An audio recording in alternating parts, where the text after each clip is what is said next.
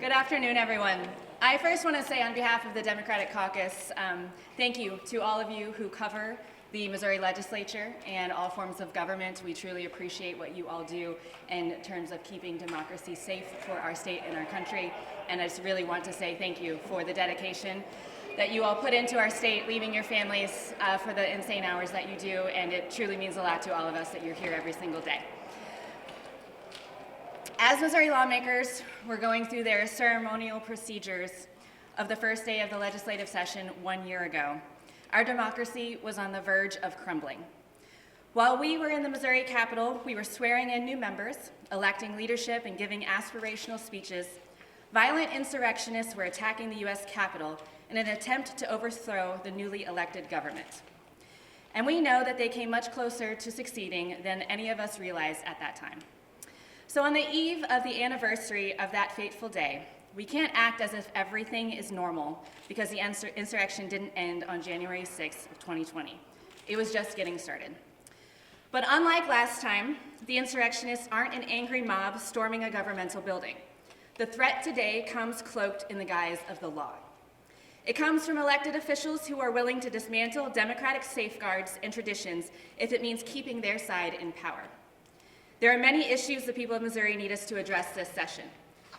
Finally, fulfilling the promise to fully fund Medicaid, getting more Missourians back into the workforce by ensuring they have access to affordable childcare and after-school programs for their kids, addressing the problems at the Department of Social Services that are putting the physical and emotional safety of our children at risk, allocating our record budget surpluses to address the deficiencies in state government that have festered for decades, defending the rights of local communities to make decisions without interference from state officials who think they know better than they do, and guaranteeing equal rights and fair treatment under the law for every single Missourian. But the simple fact is, priority number one for the House Democrats must be to ensure that when the 2022 session ends in May, we still have a democracy in this state. That means opposing all forms of voter suppression.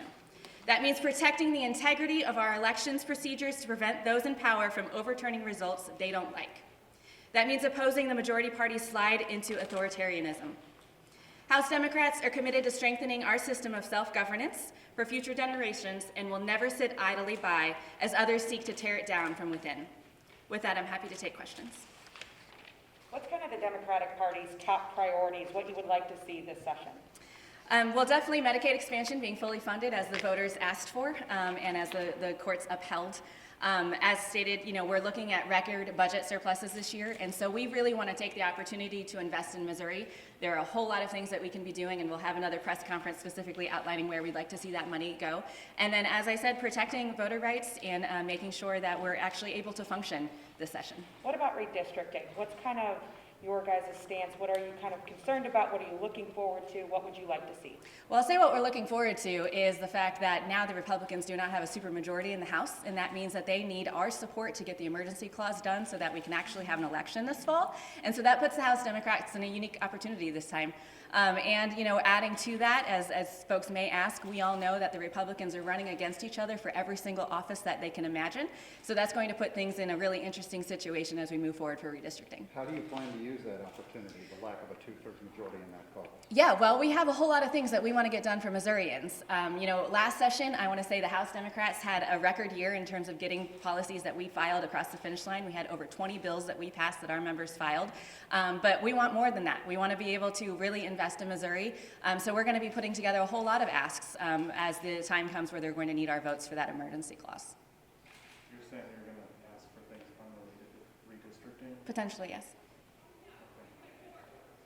Are there any plans for another bipartisan vaccine clinic similar to the one that was held in Springfield? I definitely hope so. In Greene County, I can only speak for Greene County where we had one, but our numbers are doing okay in comparison to the state, but we definitely have a lot of room for improvement. And I know that all of my colleagues, I think I can speak pretty confidently on both sides of the aisle down there, really do want to see the vaccine numbers increase. To be determined on what that looks like, but we're really talking with our county health departments and letting them take lead, and that was a great partnership between us and them when that happened. There's no mitigations for here in the Capitol. We have numbers growing across the state. Would the Democratic Party, or would you like to see any mitigations, mask requirements, testing going on. What would you like to see? Absolutely. I actually have several members out today who have COVID who are at home. And so yes, when it comes to how folks feel about this, that, or the other, I know there's a lot of opinions on the table. But as you can see, most of our caucus is masked. There is testing that OA is doing weekly. I know many of my members take that opportunity every Thursday before we go home to get that rapid testing done. But acting like everything is fine is definitely concerning. If you think about how much time we had to take off those 5 weeks when this all first started, the numbers are worse than they were then. We are concerned, but our caucus is doing everything that we can to stay safe. We did our caucus meeting today both in person via Zoom, and so folks have the options to do either or, and we're trying to take those types of precautions. How many Democrats have tested positive so far? I don't know that number. Well, how many Democrats are? I can tell you I have 2 out today. Do you also have staff that are being impacted by COVID and having to stay home as well? Absolutely, yes. Over the course of this whole pandemic, our numbers have gone up and down. But I will tell you that, our caucus and staff are being very communicative with each other. We want to make sure that everybody is safe, so it's a thing that we definitely know about as it happens. When it comes to federal stimulus money, is there anything you might be pushing for the caucus to be pushing for? A whole lot of things, yes. And as I said, we will have a specific press conference just to talk about that. But some top line things, as we talk about this workforce shortage and the big problem that is happening across the country, our caucus has a lot of really innovative ideas about on-site daycares at workplaces and investing in those one-time spendings for that, after-school programming. IT infrastructure is a huge thing that our state has not invested in for decades. I believe we still have some departments running on MS-DOS software, which is just absolutely unacceptable. This is a great opportunity for things like that. But it goes much beyond that, and so you will see a whole comprehensive listing from us of things that we would like to see Are this spending those on. the kinds of things that will draw your support for an emergency clause on redistricting? Potentially, yes. Do you see a lot of those ARPA funding maybe getting bipartisan support as well? I think so, yeah. This is a really unique opportunity for our state. As you guys all know, for decades we've been slashing the budget. It's been who is more important than the other, and unfortunately, Missourians have been the ones who are getting the brunt of those arguments. This time, we have record numbers and billions of dollars.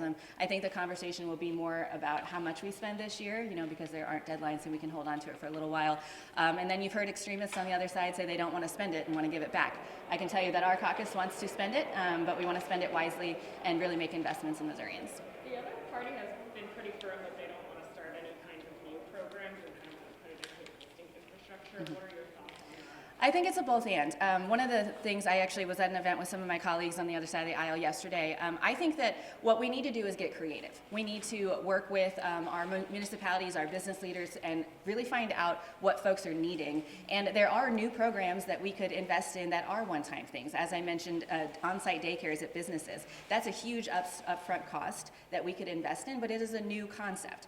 We can do private-public partnerships, nonprofit public partnerships. There are a lot of really creative things that I know a lot of us have been, brainstorming with ideas around, and now we have an opportunity to really dive in and try to be creative on that front. So we'll see. You mentioned the Department of Social Services and trying to take action. There's been numerous hearings about missing foster kids and other issues. How are we going to see that translate into legislative action? Yeah, well, I am happy to say a lot of my caucus members have been meeting with the new director, and my office is going to be meeting with him next week. As I'm sure you all know, a lot of our caucus members have been deeply involved in these discussions and legislation that has passed over the years to address some of these changes. And so we have a lot of legislative ideas, but there's also a lot of administrative changes that need to happen in the department as well. And then, of course, pay raises across the board, which is another place where we want to see that investment in. But that department specifically has been seeing extreme cuts in their staffing and their pay.